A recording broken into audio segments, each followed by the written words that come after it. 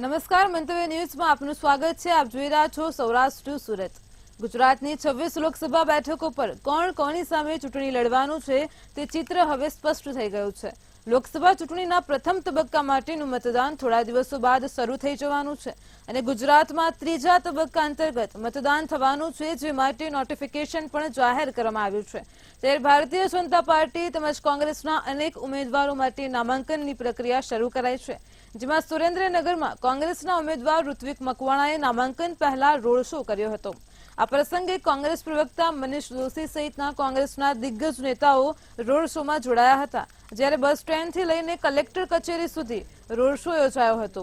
આ road show બાદ કોંગ્રેસના ઉમેદવાર ઋત્વિક મકવાણાએ ઉમેદવારી ફોર્મ ભર્યું હતું। સુરેન્દ્રનગરમાં કોંગ્રેસના ઉમેદવારોએ ફોર્મ ભર્યું હતું।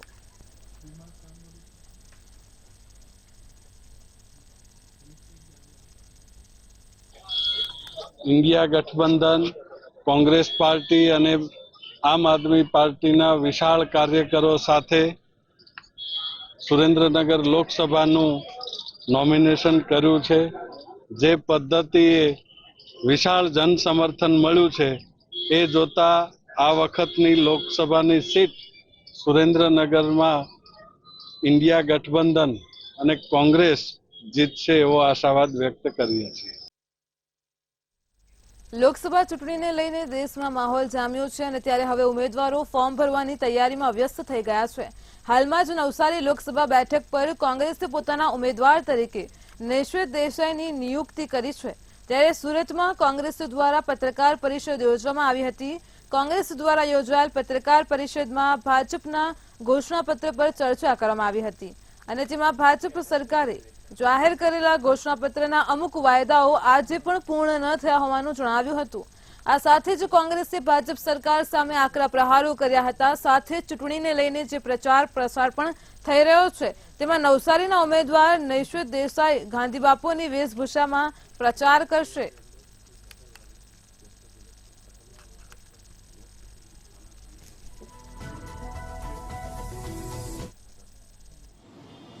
અત્યારે આપણે આ જીએસટી થી માંડીને મોંઘવારીથી માંડીને બેરોજગારીથી માંડીને આ 10 વર્ષના વિક્રમ સર્જક શાસકો જે સંપૂર્ણપણે તાનાશાહી અને ડિક્ટેટરશીપ તરફ જઈ રહ્યા છે, એની સામે આ લોકતંત્રનું ધર્મ યુદ્ધ છે, આ શિક્ષણ છે અને આ નવ યુવાનોને ગાંધીના સંદેશ માટે કદાચ ટીકા કરનારાને દંભ લાગતો હોય। લોકસભાની ચૂંટણી નજીક આવી રહી છે અને દરેક નેતા પ્રચંડ પ્રચારમાં લાગી ગયા છે, ત્યારે રાજ્યની ખૂબ જ ચર્ચિત સીટ એવી રાજકોટ લોકસભા સીટ પરથી ભાજપના ઉમેદવાર પરસોત્તમ રૂપાલા આવતીકાલે ફોર્મ ભરશે અને પરસોત્તમ રૂપાલા ફોર્મ ભરતા પહેલા જંગી સભા પણ સંબોધવાના છે, તેમજ બહુમાળી ચોકથી જૂની કલેક્ટર સુધી રોડ શોનું આયોજન પણ કરવામાં આવ્યું છે, જેને લઈને રાજકોટના બહુમાળી ચોક ખાતે તૈયારીઓ કરવામાં આવી રહી છે, તેમજ હજારો કાર્યકર્તાઓ સાથે તેઓ ફોર્મ ભરવા માટે જવાના છે। ત્યારે કોઈ અનિચ્છનીય બનાવ ન બને તે માટે ચુસ્ત પોલીસ બંદોબસ્ત પણ ગોઠવવામાં આવ્યો છે।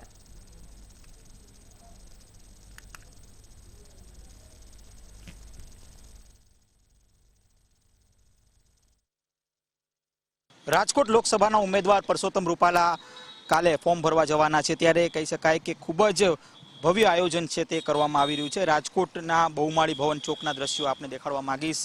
ખૂબ જ એક સુંદર આયોજન છે તે આવતીકાલે થવાનું છે, ત્યારે આ ફોર્મ ભરવા પહેલા એક જંગી જાહેર સભાનું આયોજન કરવામાં આવ્યું છે રાજકોટના બહુમાળી ભવન ચોકે। આ બહુમાળી ભવન ચોકે આવતીકાલે એટલે કે સવારે 10 કલાકે ખૂબ જ બહોળી સંખ્યામાં ભાજપના આગેવાનો, સમર્થકો, કાર્યકર્તા જોડાવાના છે, ત્યારે તેમની વચ્ચે આ જે ફોર્મ ભરવાની જે પ્રોસેસ છે તે ક્યાંક શરૂ થવાની છે। ચોક્કસથી કહી શકાય કે એક બાજુ જ્યાં વિવાદ ચાલી રહ્યો છે, ત્યારે બીજી બાજુ આવતીકાલે ખૂબ જ ભવ્ય આયોજન છે તે રાજકોટના બહુમાળી ભવન ખાતે કરવામાં આવ્યું છે। આવતીકાલે 10 કલાકે જાહેર સભાનું આયોજન કરવામાં આવ્યું છે।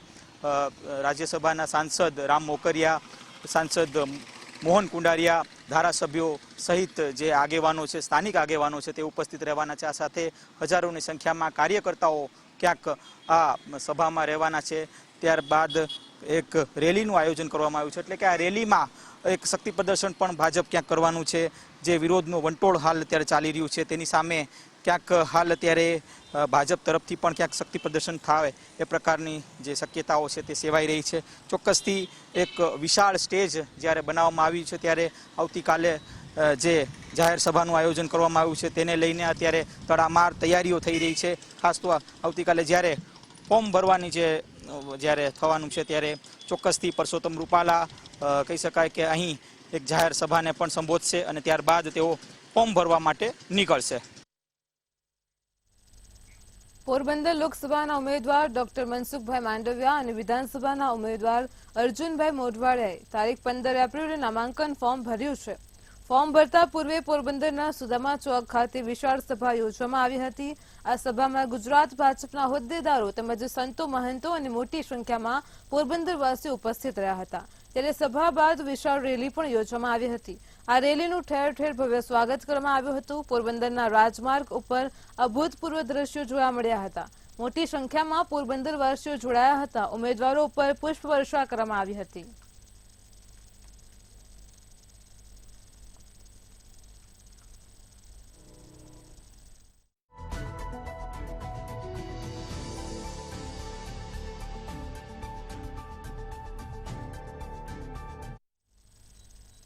જૂનાગઢમાં 12 કલાકમાં બીજી આગની ઘટના સામે આવી છે અને જેમાં તળાવ દરવાજા પાસે એપાર્ટમેન્ટના બ્લોક નંબર 309માં આગ ભભૂકી ઉઠી હતી. જ્યારે ટ્રાફિક પોલીસે સરાહનીય કામગીરી કરી સમય સૂચકતા સાથે સ્થળ ઉપર દોડી આવ્યા હતા. ઘટનાની જાણ ફાયર વિભાગને કરતા તે પણ ઘટના સ્થળે પહોંચી આગ ઉપર કાબુ મેળવ્યો હતો. આગ શોર્ટ સર્કિટના લીધે લાગી હોવાનું અનુમાન પણ સામે આવ્યું છે. તો બીજી તરફ બંધ મકાનમાં આગ લાગતા કોઈ જાનહાનિ થવા પામી નથી.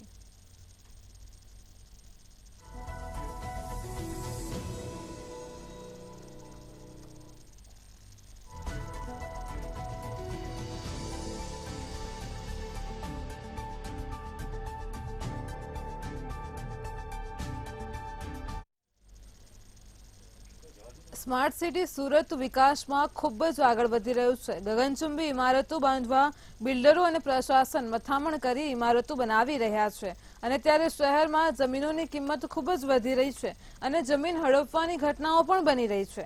ત્યારે સુરતમાં રૂંઢ ગામે સ્થાનિકોની જમીન રેલવે અસરગ્રસ્તોને ફાળવવામાં આવી હતી. વર્ષ 1995થી રેલ અસરગ્રસ્ત ઇસમોને જમીન સંપાદન કરવામાં આવી હતી અને ત્યારબાદ 2002માં આ જમીનો અર્બન હાઇટ પ્રમાણે કુટીર ઉદ્યોગ માટે વિના મૂલ્યે મંજૂરી આપી દેવામાં આવી છે.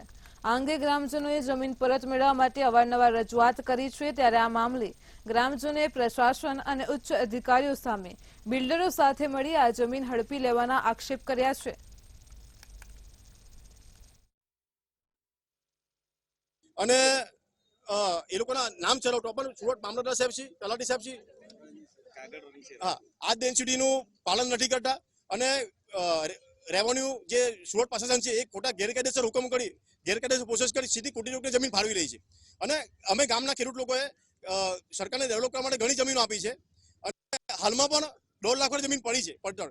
તો આ ખરેખર કુટીર ઉદ્યોગ માટે કે ઘણા બિલ્ડરો માટે ઘણી બધી જમીન પડી. તો અમારે ખાલી એટલી માંગ છે કે ખરેખર ફાળવેલી જમીન છે એ અમારા કાયદેસર અમારા હકની છે અને અમને કાયદેસરના જે સુરત કલેક્ટર સાહેબના ઓર્ડર પ્રમાણે એમને પ્રોસેસ કરીને અમારા નામ ચલાવવામાં અસરગ્રસ્તોના એ એટલી અમારી માંગ છે. 1968માં રેલ આવી હતી. એ રેલ રાહત માટે સરકારે આ પ્લોટો ફાળવ્યા હતા.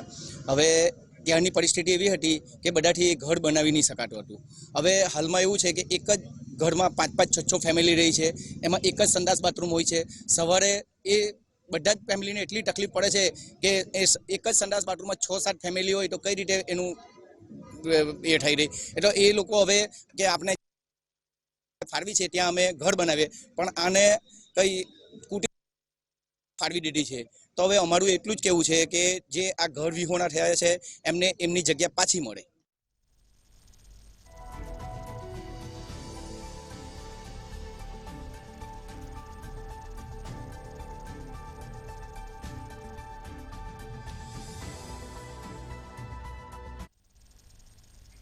સુરતમાં સ્ટેટ મોનિટરિંગ સેલ દ્વારા રેડ પાડવામાં આવી હતી, જેમાં ઉધના પોલીસ હદ વિસ્તારમાં ઘરમાં રેડ કરીને દારૂનો જથ્થો સ્ટેટ મોનિટરિંગ સેલ દ્વારા કબજે કરવામાં આવ્યો હતો. જ્યારે કુલ રૂપિયા 2.15 લાખના મુદ્દામાલ સાથે 3 આરોપીઓની ધરપકડ કરવામાં આવી હતી. અન્ય 10 આરોપીઓને વોન્ટેડ જાહેર કરવામાં આવ્યા હતા.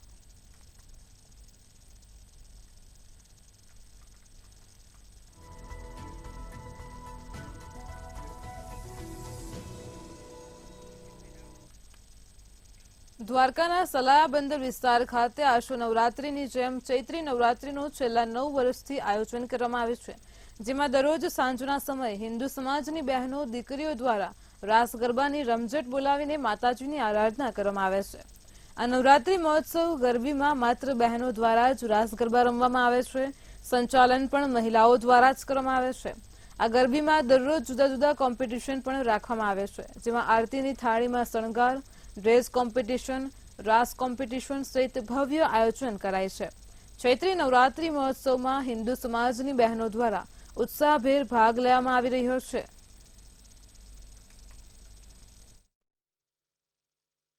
સલાયા લોહાણા માજનવાડીમાં છેલ્લા 9 વર્ષથી ચૈત્રી નવરાત્રિની ઉજવણી કરવામાં આવે છે. તેમાં દરરોજ અલગ અલગ સ્પર્ધાઓનું આયોજન થાય છે. પહેલાં તો આરતીની થાળીનું કોમ્પિટિશન, ગરબા રમવાનું કોમ્પિટિશન, ડ્રેસ કોમ્પિટિશન, એમાં બધી જ બાળાઓ અને લોકો ભાગ લે છે. આમાં મહિલાઓ જ રમે છે અને મહિલાઓ જ સંચાલન કરે છે. અને આ નવરાત્રિ ખૂબ આનંદથી કરવામાં આવે છે અને માતાજીની સ્તુતિ અને આરાધનાથી ગરબા રમવામાં આવે છે. અહીંયા રોજ જુદી જુદી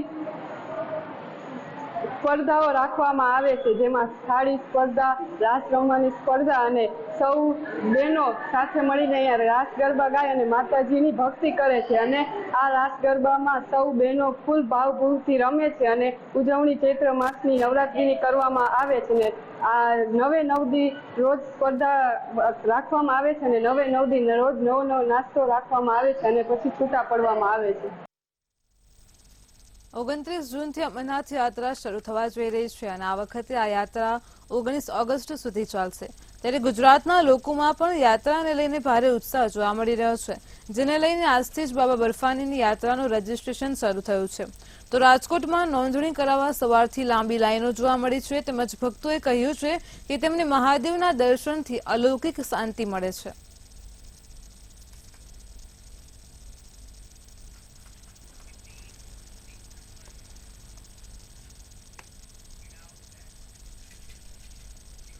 ભાવનગરની મોટાભાગની ગૃહિણીઓ આખા વર્ષનું એક સાથે જ મસાલાની ખરીદી કરતા હોય છે. ભાવનગર શહેરમાં નારી ચોકડી, ઘોઘા રોડ, તળાજા રોડ, વાસણઘાટ સહિત વિસ્તારોમાં મોટા મોટા મસાલાના પાંડો નખાતા હોય છે અને ગૃહિણી 12 માસથી મસાલો ખરીદવા માટે પહોંચી જતી હોય છે. તો ચાલુ વર્ષે મસાલાના ભાવમાં ઘટાડો જોવા મળી રહ્યો છે, જેને લઈને ગૃહિણી તેમજ વેપારીઓને ખુશી જોવા મળી રહી છે. નારી ગામના પંડોળામાં સુરતથી પણ ઘણી ગૃહિણીઓ ખાસ કરીને મરચું ખરીદવા માટે આવતી હોય છે. ત્યારે મરી મસાલા વેચનાર લક્ષ્મીબેને જણાવ્યું હતું કે 17 વર્ષથી અમે મરી મસાલાનો ધંધો કરીએ છીએ અને આ જે ગોંડલ પટ્ટો છે તે મારવાડી પટ્ટો, કાશ્મીરી પાંદડી સેંડિયું વગેરે મરચાં વેચીએ છીએ. ત્યારે ધાણાજીરું, રાઈ વગેરે મસાલામાં ગત વર્ષ કરતા ભાવ ઘટ્યા છે.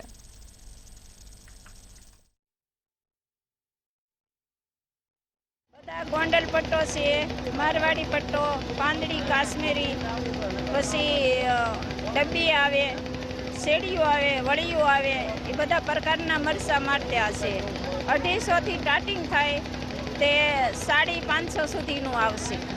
બધી પ્રકારના મરચાં રાખીએ છીએ અને ગ્રાહકને લેવામાંય સારું પડે અને અમને વેચવામાંય સારું. મારે ગ્રાહક એના ઈ જ છે. કાશ્મીરી ગયા વર્ષે 900 હતો, આ વખતે 500 છે. મરચું સારું આવે છે. હું અહીંયા 5 વર્ષથી લેવા આવું છું. મરચું બહુ સરસ આવે છે.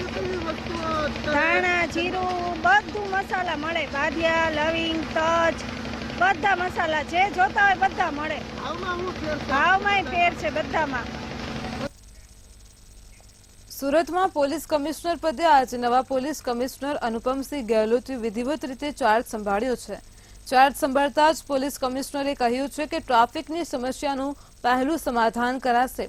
સાથે જ લોકોના પ્રશ્નોનું નિરાકરણ સ્થાનિક પોલીસ મથકમાં જ થાય તેવા પ્રયત્ન કરાશે અને ગુનેગારોને પકડવા જૂના પોલીસના અનુભવથી કામ કરીશું.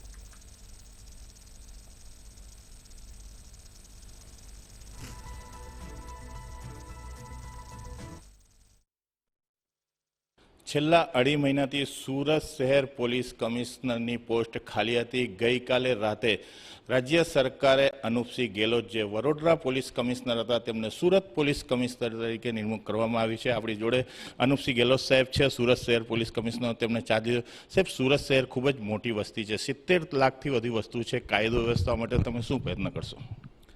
अपना सूरत शहर ગુજરાતના એક तरह से बोले तो आर्थिक राजधानी તરીકે ઓળખાય છે અને વિશ્વમાં સૌથી ઝડપથી વિકસિત થઈ રહેલા એવા શહેરોમાં બી એક સુરત શહેરના ગણતરી થાય છે. લગભગ જો 70 લાખ પ્લસ પોપ્યુલેશન સિટીના છે જો જેમાં ઘણા બધા લાખોના વસ્તી એવું છે જો કે બીજા રાજ્યોમાંથી અહીંયા અલગ અલગ રોજગારમાં બિઝનેસમાં કામ સાથે જોડાયેલા છે અને અહીંયા સ્થાયી થયેલા છે. સાથોસાથ અહીંયા ઘણા બધા ફ્લોટિંગ પોપ્યુલેશન છે, એટલે લોકો આવે છે, કામ કરે છે, જતા રહે છે, અલગ અલગ બિઝનેસમાં 2-3 દિવસ 4 દિવસ માટે આવતા રહે છે. તો એક આપને માટે એક ચેલેન્જ બને છે કે અમુક તથ્યો એવા પણ હોય છે જો કે જો જ્યારે બિઝનેસ ગ્રો કરતા હોય, ઇન્ડસ્ટ્રી આવે તો ઘણા બધા જો લોકો આવતા હોય છે, આમાં અમુક લોકો થોડા ગુનાહિત પ્રવૃત્તિવાળા બી અમુક લોકો હોય છે જો કે ગુના કરતા હોય છે. અહીંયા ચાહે ચીટિંગના બનાવો બનતા હોય, ચાહે બોડી ઓફેન્સના બનાવો બનતા હોય છે. તો એવા સુરત પોલીસ બી આ પ્રકારથી એક બોલે કે આ ક્રાઇમને ડીલ કરતાં કરતાં તૈયાર છે કે ડિટેક્શન કરવા માટે, એના રોકવા માટે. તો ડિટેક્શન બી સૌથી સારા પરફોર્મન્સ સુરત સિટી પોલીસનો હોય છે. પરંતુ એવા બનાવ ન બને એના દિશામાં કામ કરવા માટે પૂરી સુરત પોલીસના અમે લોકો એક નયા એક્શન પ્લાન સાથે કામ કરીશ, જેથી કે એવા જો તત્વો બહારથી આવે જો ગુનાહિત પ્રકારના માનસિકતા ધરાવે છે એના કેવી રીતે એના ઉપર ચેક્સ રાખીએ, ચાહે પેટ્રોલિંગ ન હોય, ચાહે એરિયા ડોમિનેશન ન હોય, યા આપણે બાતમીદારોના અમે નેટવર્ક ઊભા કરીએ કે જેથી આ પ્રકારના તથ્યો આપણે સુરત શહેરમાં કોઈ પણ પ્રકારના ક્રાઇમ કરે નહીં અને કરે તો ભાગી નહીં જાય અહીંયાથી. એના અમે લોકો પકડી લઈએ. આ દિશામાં સમગ્ર જો અમારા કોન્સ્ટેબલથી માંડી અમારે સુધી તક અમે લોકો એમાં કામ કરીશું. સુરત શહેરના પોલીસ કમિશનર બનેલા એવા અનુપસિંહ ગેહલોત રાજકોટ પોલીસ કમિશનર પણ રહી ચૂક્યા છે અને 2 વાર બરોડા પોલીસ કમિશનર તરીકે રહી ચૂક્યા છે. સાહેબ, છેલ્લા અઢી મહિનામાં સુરતમાં હત્યા, ચોરી, લૂંટ ઘણા બનાવો બન્યા છે. ખૂબ જ ચેલેન્જ રૂપ આ સુરત શહેર છે. તમારા આવ્યા પછી એને ડામવા માટે તમે શું પ્રયત્ન કરશો? ને જે રીતે મેં બતા કે જો બોડી ઓફેન્સીસ હોય છે, અમુક ઓફેન્સીસ એવા હોય છે કે ચાહે કોઈ મહિલાઓને છેડતી બાબતમાં, જમીનના વિવાદ, આ પ્રકારના સડન બનાવ બની જતા હોય છે. પરંતુ અમુક બનાવો એવો પણ હોય છે જેના અમે પ્રિવેન્ટ કરી શકીએ. તો આ દિશામાં જો જે રીતે મેં વાત કરી કે જો અમારા પોકેટ છે જ્યાં અલગ અલગ પ્રકારના ક્રાઇમથી અફેક્ટેડ અમારા પોકેટ છે, આ પોકેટો બી લગભગ આઈડેન્ટિફાઈડ હોય છે કે અહીંયા બોડી ઓફેન્સીસ વધારે હોય છે, અહીંયા મતલબ મર્ડર તક થઈ જાય છે. તો એવા જ એરિયામાં અમે વધારેમાં વધારે જોઈએ ત્યાં અમારી 20 પોલીસના વધારીને આ પ્રકારના તથ્યો પર કંટ્રોલ લાવવા માટે અમે પૂરા પ્રયાસ કરીએ છીએ. આ શહેર ગૃહમંત્રીનું શહેર છે, હર્ષભાઈ સંઘવીનું શહેર છે, પરંતુ પોલીસ હંમેશા પ્રજા જોડે આટલો મિલાપ રાખતો નથી. તમારા આવ્યા પછી પ્રજા અને પોલીસ વચ્ચેનો જે અંતર છે એને ઘટાડવા માટે શું પ્રયત્ન કરશો? પોલીસ ડિપાર્ટમેન્ટ આ પ્રજાના સલામતી માટે જના ડિપાર્ટમેન્ટ છે. તો એના જ માટે અમારા અભિગમ રહેશે, મારા બી અને અમારા અધિકારીઓની ટીમને બી જોઈએ કે અમે પ્રજા માટે છીએ, ડિપાર્ટમેન્ટ પ્રજા માટે છીએ. તો કોઈ પણ પ્રકારના કોઈ મિસબિહેવ ના કરે, બલકી પ્રજાના એવા અમે સુવિધા આપવા માંગીએ છીએ કે જો ફરિયાદી થાનાથી એના કામ થઈ જાય, એના સિનિયર અધિકારી તક જવા નહીં પડે.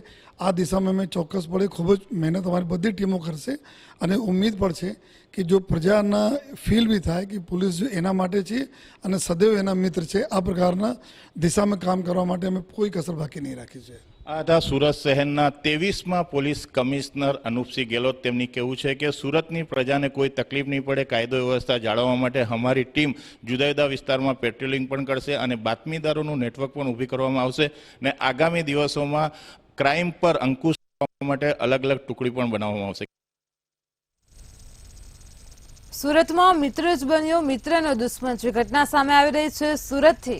સુરતથી સમાચાર સામે આવી રહ્યા છે. મિત્ર જ બીજા મિત્રનો દુશ્મન બન્યો છે. તો સરથાણામાં મિત્રતાને કલંકિત કરતી ઘટના સામે આવી રહી છે, જેમાં મિત્રના 2.45 લાખના બ્રેસલેટની ચોરી કરી છે. સમાચાર સામે આવી રહ્યા છે. સુરતથી સરથાણા વિસ્તારની ઘટના છે. મિત્ર જ મિત્રનો દુશ્મન બન્યો છે. મિત્રના 2.45 લાખના બ્રેસલેટની ચોરીની ઘટના સામે આવી રહી છે. તો સુરતથી સમાચાર સામે આવી રહ્યા છે। સુરતમાં જ મિત્ર જ બન્યો છે મિત્રનો દુશ્મન। સરથાણા વિસ્તારની ઘટના છે। મિત્રતાને કલંકિત કરતી આ ઘટના છે। મિત્રના 2.45 લાખના બ્રેસલેટની ચોરી કરી છે। તો સુરતથી ચોરીની ઘટના સામે આવી રહી છે। મિત્રતાને કલંકિત કરતી આ ઘટના છે।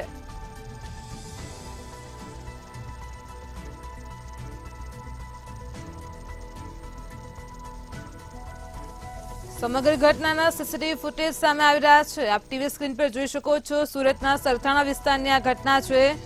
સરથાણા પોલીસે ગુનો દાખલ કરી અને મિત્રની ધરપકડ કરી છે। સમગ્ર ઘટના સીસીટીવીમાં કેદ થવા પામી છે। મિત્રએ જ મિત્રના મોપેડમાંથી લાખોના બ્રેસલેટની ચોરી કરી છે। સમાચાર સામે આવી રહ્યા છે। સુરતના સરથાણા વિસ્તારમાંથી મિત્રની જે કરતૂત સામે આવી રહી છે। મિત્રતાને કલંકિત કરતી ઘટના છે। તો આજ મુદ્દે અમારી સાથે સંવાદદાતા દિવ્યેશ પરમાર ફોન લાઈન પર જોડાઈ ગયા છે। જી દિવ્યેશ, સુરતના સરથાણા વિસ્તારમાં મિત્રતાને કલંકિત કરતી આ જે ઘટના બનવા પામી છે, ચોરીની ઘટના છે, શું કહેશો?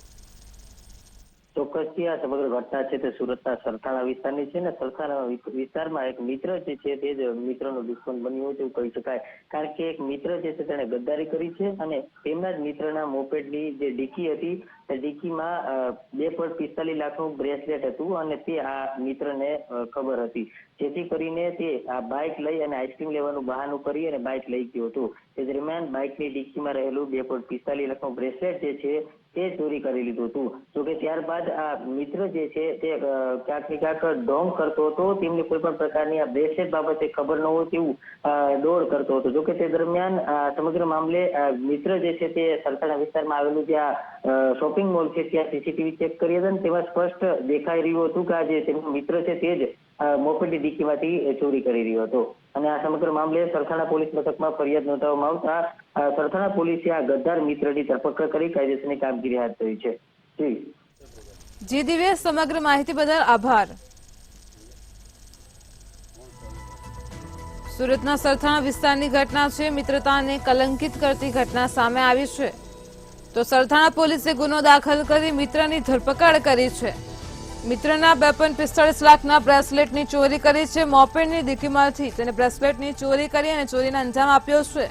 સમગ્ર ઘટના સીસીટીવીમાં કેદ થઈ જવા પામી છે। તો સુરતમાં મિત્ર જ બન્યો છે મિત્રનો દુશ્મન। સરથાણા વિસ્તારની જે ઘટના છે, મિત્રતાને કલંકિત કરતી ઘટના સામે આવી છે।